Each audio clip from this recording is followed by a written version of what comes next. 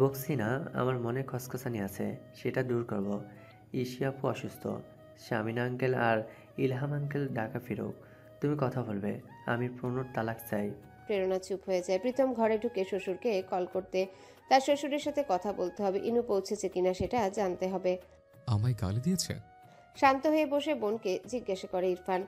ইনু কাঁদতে কাঁদতে বলে, রাগের মাথায় দিয়েছে, কিন্তু আমি মানতে পারছি না।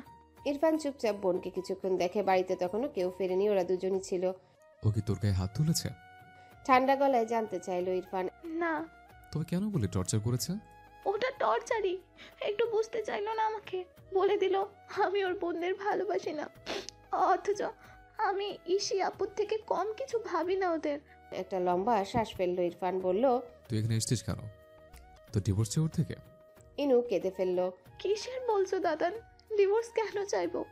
আমি তো কষ্ট পেয়ে এসেছি, চলে যাব কখনো? ইনু কাঁদতে থাকে। তার ইচ্ছে করছে দেয়ালে মাথা ঠুকতে। শরীরে এক ব্যথা শুরু হয়েছে আর সে করছে পাগলের মতো আচরণ। তার কি হচ্ছে কে জানে। ইরফান ক্রন্দনরত বোনকে দেখে ম্লান হেসে বলে, ওকে খুব ভালোবাসিস? হুম থাকতে চাস ওর সাথে? হুম তুই মানছিস আজকের তর্কাতর্কিতে তোরও ভুল ছিল? হুম তবে এখানে বসে থাকলেও কোনো সমাধান হবে না।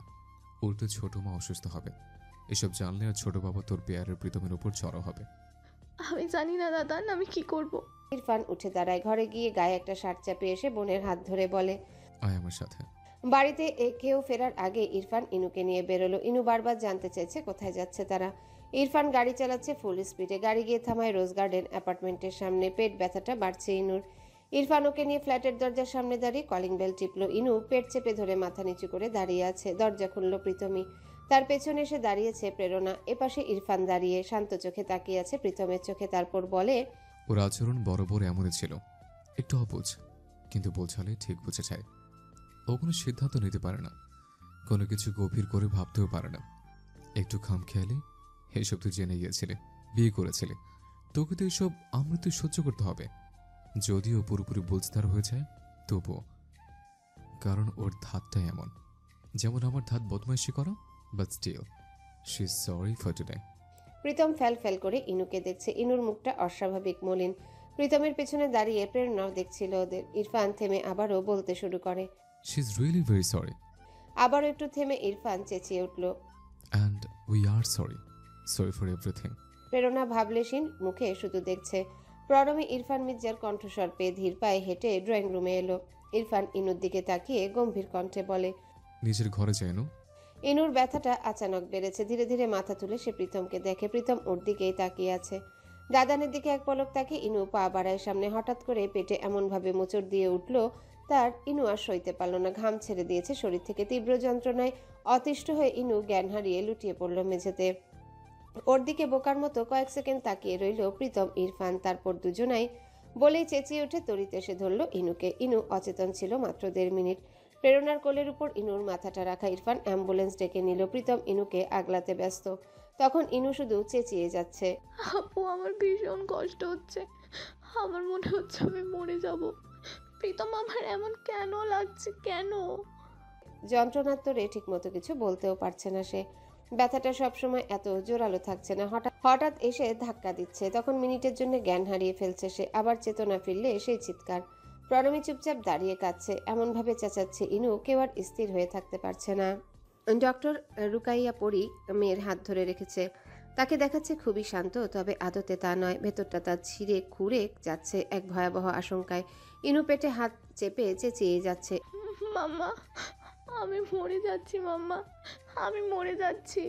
রেডিওলজি বিভাগের ওয়েটিং রুমে উপস্থিত প্রীতম, ইসমাম, ইহান, ইরফান, প্রেরণা, প্রণমী, শুদ্ধ এবং মিস জেনি। ওরা সবাই শুনছে ইনুর সেই আর্তনাদ। রেডিওলজি বিভাগের প্রধান ডক্টর নাফিসা তার কাজটা করতে পারছিলেন না ঠিকঠাকভাবে। তিনি পরীকে বললেন মেয়েকে ধরতে। পরী ধরতেও পারছিলেন না। নির্বাক হয়ে দেখছে মেয়ের তরপানি, যেন ধরলে মেয়েটা আরো কষ্ট পাবে, তাই ধরছেন না। দুজন নার্স এসে ধরলে সে বলল, একটু আস্তে ধরো। মনিটরের দিকে দৃষ্টি নিবদ্ধ পরীর। ইনুর পেট থেকে ট্রান্সডিউসার সরিয়ে নিতে নিতে নাফিসা পরীর দিকে তাকিয়ে বলল, ওর এমার্জেন্সি ডিএনসির প্রয়োজন। পরি আপা, আপনি করবেন এটা নাকি মারুফা আপাকে বলবো? পরি যেন শুনছে না কিছু। ঝাপসা চোখে মেয়েকে দেখছে। ইনু ব্যথার তোরে চেঁচিয়ে বলছে, মাম্মা কি হয়েছে আমার? ডিএনসি মানে কি বলছে নাফিস আন্টি? কথাটা ঠিকভাবে বলতেও পারেনি, এর মাঝে জ্ঞান হারায় ইনু। পরি খুব শান্ত, নার্স দুটোকে বলল, ওকে কেবিনে নিয়ে কোমরে ইঞ্জেকশন দুটো দিয়ে দাও, আমি আসছি। ট্রলিতে করে অচেতন ইনুকে আনা হচ্ছে দেখে সবাই তড়াক করে লাফিয়ে উঠে দাঁড়ায়। ছুটে যায় ইসমাম, মির্জা, প্রীতম। গিয়ে প্রথমে প্রীতমই ধরল ইনুর হাত। ওকে যেতে দেখে ইরফান, ইহান কেউই এগুলো না ওদের কাছে। প্রীতমের গলা কাঁপছিল, জানতে চাইলো, কি হয়েছে? স্যার রোকেয়া ম্যাম আসছে, আমাদের যেতে দিন, পেশেন্টকে দুটো ইঞ্জেকশন দিতে হবে। প্লিজ কেবিনে ঢুকবেন না কেউ কিছুক্ষণ। ইনুকে নিয়ে চলে গেল ওরা। এদিকে উৎকণ্ঠায় মলিন সকলের মুখ। ইসমাম ছটফট করছে পরীকে দেখে। পরী হাতে গ্লাভস পরে নিতে নিতে ক্লান্ত ভঙ্গিতে হেঁটে আসছিল। ইসমাম চেঁচিয়ে উঠল, হয়েছেটা কি আমার মেয়ের? এক পলক স্বামীর দিকে, এক পলক জামাইয়ের দিকে তাকিয়ে পরী নিস্তেজ কণ্ঠে বলে, ইনকমপ্লিট অবজেকশন, ফেটাসের বয়স 5 সপ্তাহ। ওখানে উপস্থিত প্রত্যেকে শুধু চেয়ে চেয়ে দেখলো পরীকে। পরী খুবই শান্ত। প্রীতম শাশুড়ির মুখের দিকে কয়েক মুহূর্ত তাকিয়ে থেকে ছুটে যায় ইনুর কেবিনে। ইসমাম সহ বাকিরা ধপ করে বসে পড়ে বেঞ্চিতে। শুধু করুণ কণ্ঠে মায়ের কাছে জানতে চাইছে, মাম্মা, মামিমনের কি হয়েছে মাম্মা? বান্দরবনে খবরটা পৌঁছেছে বিকেল 5:30 নাগাদ। আলো আর ঋতু হিমশিম খাচ্ছে, কি করবে না করবে বুঝে উঠতে পারছিল না। দুটো মেয়েই এতটা অসুস্থ। ইসির ট্রিটমেন্ট চলছে হসপিটালে। পুরোপুরি সুস্থ না হলে ডক্টররা ছাড়বেন না। মুইন এসে শ্বশুর আর চাচা শ্বশুরকে বলল, আপনারা দুজন থাকুন এখানে, দুজন ওখানে যান। মুইনের কথা মেনে ইলহাম আর ঋতু রওনা দিয়ে দিয়েছে। তখনই ইনুকে ওটিতে নিয়ে যাওয়া হবে সন্ধ্যা 7টা নাগাদ। আপাতত ব্যথানাশক ইঞ্জেকশন দেওয়া হয়েছে, হাতে ক্যানুলা পরিয়ে দুটো স্যালাইন সংযুক্ত করা হয়েছে। প্রীতম চুপচাপ এগোচ্ছে, তাকে দেখাচ্ছে উদ্ভ্রান্তের ন্যায়। এগুতে এগুতে চশমা খুলল, চোখটা কেমন করছে তার। ঠিক ইনার বেডের পাশে যখন দাঁড়ালো, দেখতে পেল আধো অচেতন মেয়েটা চুপচাপ পিটপিট করে তাকাচ্ছে। মলিন মুখে দেখছে ইনুকে। ইনুও দেখছিল। হঠাৎ অস্ফুটে বিড়বিড় করলো, খুব কষ্ট হচ্ছে প্রীতম। বলতে বলতে চোখ থেকে পানি ঝরল। প্রীতম তৎক্ষণাৎ ওর দিকে ঝুঁকে ওর মাথায় হাত বুলিয়ে দিয়ে নরম গলায় বলল, সেরে যাবে, একটু সহ্য করো। মনে কষ্ট হচ্ছে প্রীতম। তুমি জানতে, আমাকে জানোনি কেন? ইনু কেঁদে বলল, আমি এটাও জানতাম না প্রীতম। বিশ্বাস করো, যখন থেকে জেনেছি তখন থেকে কষ্ট হচ্ছে। আমার বাচ্চা। কান্নার দমকে কথা বেরোচ্ছে না, শ্বাস বন্ধ হয়ে যাবে এমন।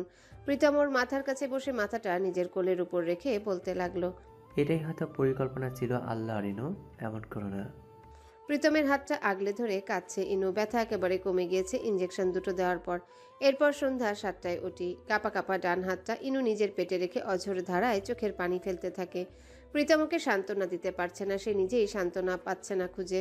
এমন একটা যন্ত্রণাদায়ক মুহূর্ত, তার পুরুষ মনটাও ক্ষান্ত হতে পারছে না। কিভাবে হলোই যখন, এমন করে কেন হলো? কেনই বা সে চলে গেল? কেন দিয়ে গেল মাকে এত যন্ত্রণা? এই প্রশ্নগুলোর উত্তর সে খুঁজে পাচ্ছে না। প্রীতম ইনুকে আগলে নিয়ে চুমু খেয়ে বলল, কাঁদেনে এমন করে? আমরা জানলে জান দিয়ে ওকে আগলাতাম না বলো?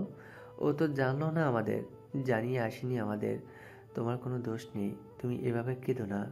সেটাই প্রীতম, আসলে আমি খুব অযোগ্য, যে একটা অযোগ্য মেয়ে মাম্মা পাপার, অযোগ্য বউ তোমার। সেই জন্য আল্লাহ ভেবেছেন আমি অযোগ্য মা হব হয়তো, তাই ওনার উপহার উনি ফিরিয়ে নিয়েছেন।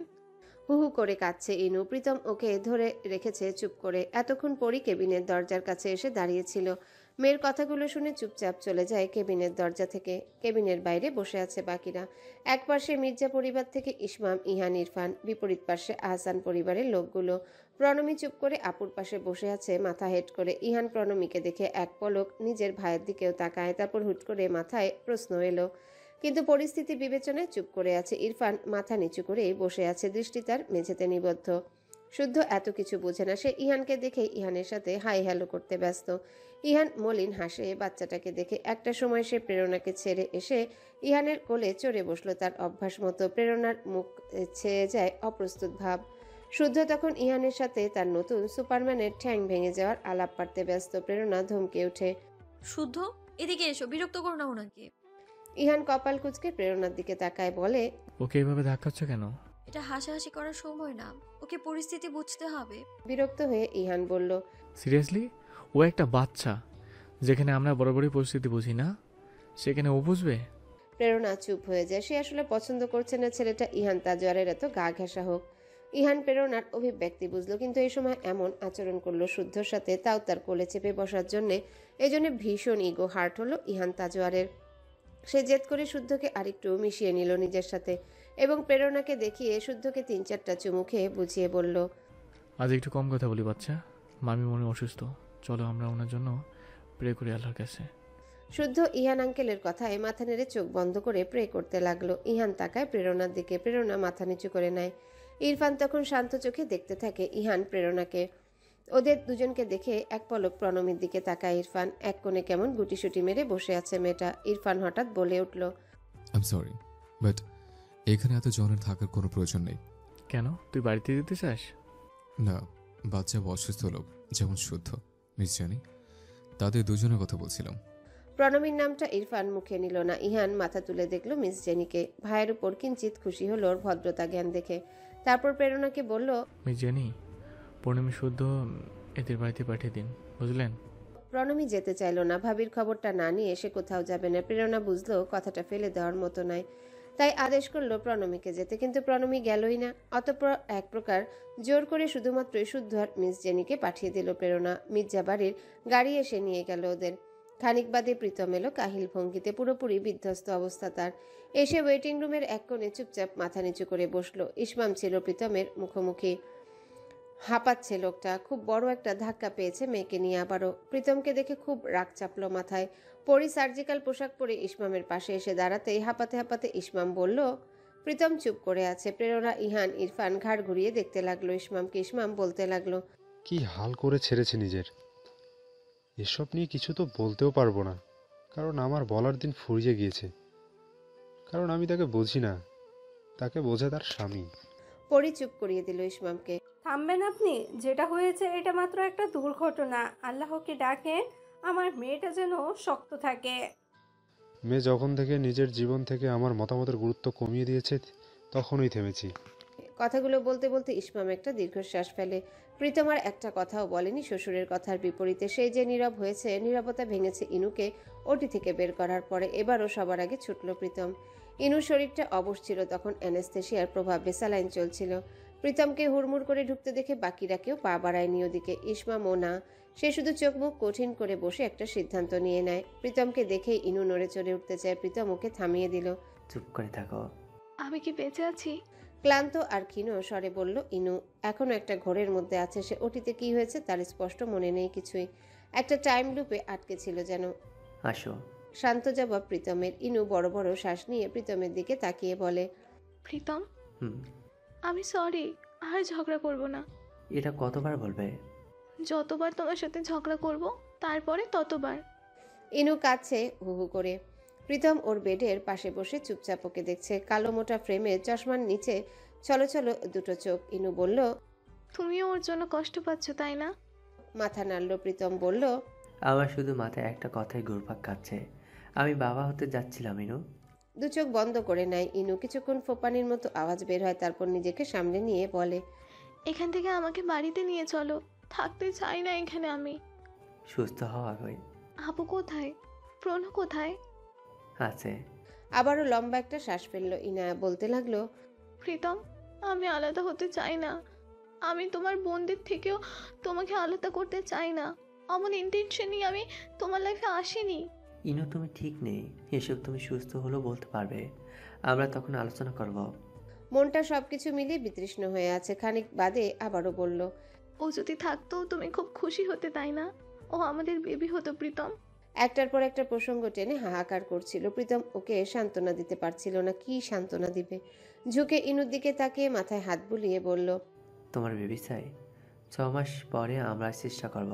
তুমি পড়াশোনা করবে, বেবিটা আমি পালবো। মনকে শান্ত করো ইনু। দু চোখ বন্ধ করে নেয় ইনু। তরপাচ্ছে সে।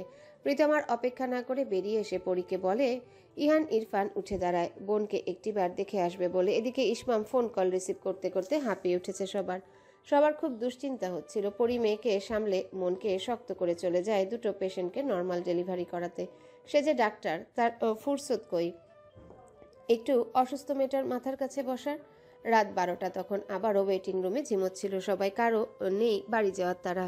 ইসমাম দু চোখ বন্ধ করে হেলান দিয়ে বসে আছে। ইনুকে তখন খাবার দেওয়া হয়েছে, রংচা এবং বিস্কিট। প্রেরণা উঠে গেল ভাইয়ের বউকে খাওয়াতে, পেছনে পেছনে প্রীতমও গেল। প্রণমী ইসমামের পাশে বসেছিল, কিছুক্ষণ বসে থেকে উঠে দাঁড়িয়ে অহেতুক পায়চারি করছিল। একটা নির্দিষ্ট গণ্ডির মধ্যে ছড়ি নিয়ে দূরে কোথাও যাচ্ছিল না। ইরফান তাকিয়ে দেখছে ওর কর্মকাণ্ড। হুট করে একটা চেয়ারের সাথে ধাক্কা খেয়ে ছড়িটা ছিটকে দূরে পড়ে যায়। আশেপাশে ইহানও ছিল না। আলো সামিনের সাথে কথা বলতে বলতে একটু দূরে চলে গিয়েছিল। প্রণমী বোকা বনে গিয়েছে পুরো। ভয়ার্ত কণ্ঠে ইসমামকে ডাকলো। আঙ্কেল। ইসমাম শুনতে পায়নি, সে কপালে হাত ঠেকিয়ে ঝিমুচ্ছে। একটা লম্বা শ্বাস ফেলে উঠে দাঁড়ায় ইরফান। ওর কাছে এসে ছড়িটা তুলে বাড়িয়ে দিয়ে বলে, ধরো। প্রণমী চমকে ওঠে। ইরফান শান্ত স্বরে বলে, ভাবির জন্য একটা জায়গায় চুপ করে বসে থেকেও প্রে করা যায়, আমরা যেমন করছি। এইভাবে ছোটাছুটি করার কোনো মানে নেই। প্রণমী ছড়ি নিয়ে ঘুরল। ইরফান গম্ভীর হয়ে বলল, 4 কদম এগিয়ে ডানে যাও, বেঞ্চিতে বসো। প্রণমী চুপচাপ তাই করলো, আবারও গিয়ে চুপ করে বসে রইল। ইসমাম মির্জা ইনুকে হসপিটাল থেকে ডিসচার্জ করিয়েছে পরের দিন বিকেলে। গোটা রাত হসপিটালে ছিল পরি আর প্রীতম। প্রেরণা প্রণমীকে নিয়ে বাড়িতে ফিরছিল রাত 2টো নাগাদ। ইহান আর ইরফানও তখনই শান্তিনীরে ফিরেছিল। ইনু সুস্থ মোটামুটি, কোনো ধরনের জটিলতা নেই আপাতত। ডিএনসির ধাক্কায় শারীরিক দুর্বলতা যা একটু আছে সারতে খানিকটা সময় নেবে। মির্জা বাড়িতে ফিরেছে ঋতু ইলহাম। ইনু উদ্গ্রীব হয়েছিল বাড়িতে যাওয়ার জন্যে। হসপিটালের এই আকাশি সাদা ডেকোরেশন আর মেডিসিনের ঘ্রাণ তাকে একটুও স্বস্তি দিচ্ছিল না। সে চাচ্ছিল বাড়িতে ফিরে নিজের ঘরে ঢুকে বিশ্রাম নিতে, একটু প্রীতমের সাথে সময় কাটাতে। কিন্তু হতবাক হলো ইনু যখন শুনলো সে প্রীতমের সাথে যাচ্ছে না, তাকে শান্তিনীরে নিয়ে যাওয়া হবে। সকালে ইসমাম মির্জা এসে এই খবরটা দেওয়ার পরে ইনু হতভম্ব হয়ে বলল, কেন বাবা, আমি ও বাড়িতে কেন যাব? আমি আমার বাড়িতে যাব। যাবে, কারণ তোমার এখন যে কেয়ারটুকু প্রয়োজন সেটা তোমার মাম্মা মেজমা ছাড়া কেউ দিতে পারবে না, বুঝেছো? কিন্তু বাবা, ও বাড়িতে প্রীতম, আপু আর মিস জেনি। চুপ করো, বাড়তি একটা কথাও আমি শুনতে চাই না। কেবিন ছেড়ে ইসমাম বেরিয়ে গেলে ইনু প্রীতমের দিকে চায়। প্রীতম চুপচাপ একপাশে দাঁড়িয়েছিল। সে সেই রাত থেকে না শ্বশুরের মুখোমুখি হয়েছে না কথা বলেছে। ইনু প্রীতমকে বলল, প্রীতম, তুমি বাবাকে কিছু বলছো না কেন? প্রীতম, আমি বাড়িতে যাব। প্রীতম নিশ্চুপ। ইনু কেঁদে দিয়ে বলল, প্রীতম, তুমি রেগে আছো না ওই ব্যাপারটা নিয়ে? আমি যাব না শান্তিনীরে। তখন তো আমি রেগে চলে গিয়েছিলাম, থাকতাম না, বিশ্বাস করো, চলে আসতাম আমি দাদা না নিয়ে গেলেও। প্রীতম তখনও নিশ্চুপ। ইনু বলতে লাগলো, তুমি কেন কথা বলছো না? আচ্ছা আচ্ছা শোনো, আমি দাদানকে বলে দেবো দাদান যেন আমাদের বাড়িতে না আসে। আর এটা নিয়ে ঝামেলা হবে না। প্লিজ রাগ কমাও এবার, এবং যাও বাবার সাথে কথা বলো না। প্রীতম ইনুর দিকে কিছুক্ষণ তাকিয়ে থেকে জবাব দিল, মা বাবা একটা ডিসিশন নিয়েছেন ইনু, ওনাদের মুখের ওপর আমি কিছু বলতে পারছি না। কিছুদিন ও বাড়িতে থেকে বিশ্রাম নাও। এই, তোমাকে বাবা কিছু বলেছে আমার অসুস্থতার জন্য? বলো আমাকে, সেজন্য তুমি এমন করেছো? এমন কিছুই হয়নি ইনু। ক্লান্ত স্বরে জবাব দিল। প্রেরণাকে ইনু ধরেছিল পাপাকে বোঝাতে। প্রেরণাও বলেছিল ইসমামকে, আঙ্কেল, বিষয়টা ওরা দুজন মিলে আলোচনা করে সিদ্ধান্ত নিক। ইসমাম কারো কথা শুনেনি। মেয়েকে রেগে ধমকে সবার সামনে থেকে নিয়ে গিয়েছে শান্তিনীরে। যাওয়ার সময় প্রীতমকে বলেছে, বাড়িতে এসো মন চাইলে, কটা দিন ইনু আমার কাছেই থাকবে। বাড়িতে এনে খুব চেঁচামেচি করেছে ইসমাম। একটু নিজের শরীরের খেয়ালটাও রাখোনি। আমি তোমার রেজাল্টও দেখব, আজ সন্ধ্যায় তো রেজাল্ট দেবে। দেখব নিজের জীবনে তুমি কতটা সুখী হয়েছো। ইনু শুধু কাছে এসে কোনো জবাব দেয় না। প্রীতম একটু জোর দিয়ে পাপার সামনে কেন তাকে আটকালো না এবার? একটা ভুল সে করেছে, কিন্তু তাই বলে এই সময়টিতে নিজেকে গুটিয়ে নিয়ে ইনুর হাত ছেড়ে দিবে? ইসমামকে কেউ থামাতে যায়নি, সবাই বুঝিয়ে ক্লান্ত, এমনকি ইরফানও বুঝিয়েছে। ছোট বাবা, এখন ইনুর বোধহয় তোমার কিংবা আমাদের থেকে ওর বড় প্রয়োজন বেশি। ইসমামের চাপা ক্ষোভ উপচে পড়েছিল প্রীতমের উপর। সে মেয়ের অসুস্থতার জন্য দায়ী করলো প্রীতমকে। ইনু বিরোধিতা করে বলল, কি বলছো কি তুমি বাবা? আমি মা হতে যাচ্ছিলাম, এটা কোনো অপরাধ নয়। আর যদি অপরাধ হয়েও থাকে তবে প্রীতম তো একা দোষী নয়, আমিও দোষী। বকাবকি করতে হলে আমাদের দুজনকে করো। এটা কোনো অপরাধ নয়, আমি জানি। আমি শুধু বলতে চেয়েছি তোমার জীবন মরণ সমস্যা হয়ে যেতে পারত, অথচ তোমার জ্ঞানী বর বা তুমি এতটা অজ্ঞান। কি সংসার করেছো? আজ সন্ধ্যায় রেজাল্টও দিক, আমি দেখব। বিশ্রাম নাও। শান্ত গলায় বলে ইসমাম চলে যায়। জানালার দিকে দৃষ্টি দিয়ে বসে থাকে ইনা। একবার ফোনের দিকেও তাকায় ইনু ভেজা চোখে। আসার পর থেকে প্রীতম একটিবার ফোন কলও করেনি তাকে। হাঁটুতে মাথা টেকিয়ে কাঁদতে থাকে ইনু। আর ওকে দূরে দাঁড়িয়ে চুপচাপ দেখতে থাকে ইরফান।